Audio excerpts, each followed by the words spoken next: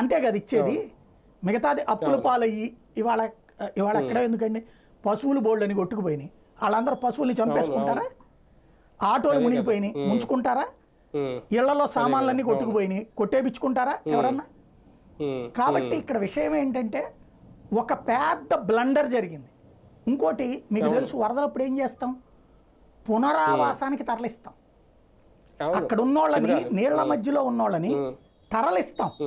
Even లంక గ్రామాల్లో ఉన్నోళ్ళైనా ఒక రోజు కంటే ఎక్కువ అవుతుంది అనుకుంటే ముందే పంపించేస్తారు, లేదా పడవల్లో తీసుకెళ్లిపోతారు. ఇప్పుడు తీసుకెళ్తున్నారు కదా గోదావరి జిల్లాలో. మరి కృష్ణ కూడా కాదు ఇది, బుడమేరు వరదల్లో ఉన్న 2 లక్షల మందిని ఎక్కడికి తరలించారు? 6 లక్షల మందిని ఎవరు తరలించారు అసలు? అందులో పోనీ వాళ్ళకి అక్కడ పైన ఉన్నోళ్ళని వదిలేద్దాం, సింగిల్ ఫ్లోర్లో ఉన్నోళ్ళన్నా తరలించారు అక్కడ ఎవరినన్నా?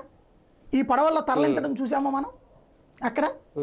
మరి అంటే అది ప్రభుత్వం చెయ్యాల్సిన పని చేయలే. అది దాన్ని డైవర్ట్ చేయడానికి పడవలతో గుద్దేశారు, బోట్లతో గుద్దేశారు, బెజవాడను ముంచేద్దాం అనుకున్నారు.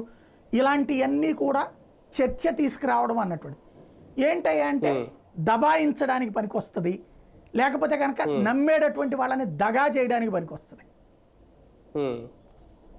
కానీ ఒకటి సార్, వరదలు వచ్చినప్పుడు లేదంటే ఇలాంటి విపత్తులు వచ్చినప్పుడు రాజకీయాలు అనేవి కామన్గా జరుగుతూ ఉంటాయి. ఇటువంటి